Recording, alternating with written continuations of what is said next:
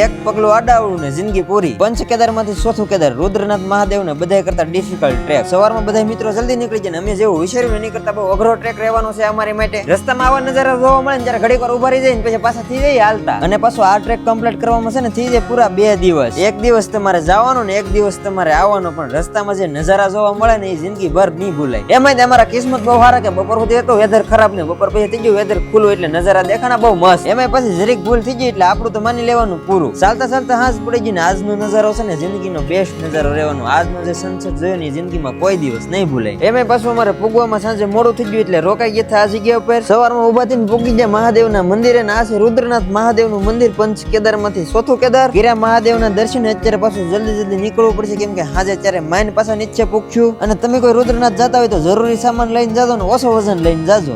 ત્રીજે દિવસે સવારે નીકળી ગયા કલ્પેશ્વર તરફ કેમ કે કલ્પેશ્વર છે ને કોઈ ટ્રેક નથી ના તો સીધી ગાડી જ વહી જાય. પણ આના રસ્તા છે ને થોડાક ડિફિકલ્ટ છે ને પૂગી જાય કલ્પેશ્વર પંચ કેદાર માંથી પાંચમું કેદાર કલ્પેશ્વર મહાદેવના દર્શન કર્યા ને આપણું પંચ કેદાર ની સિરીઝ અહીંયા પૂરી થાય છે. અને હા આની ફૂલ સિરીઝ તમારે જોવી ને તમારી આ યુટ્યુબ ચેનલમાં તમને જોવા મળી જાય. અને હા સબસ્ક્રાઇબ ફોલો કરવાનું ભૂલતા નહીં. Bye bye. હર હર મહાદેવ.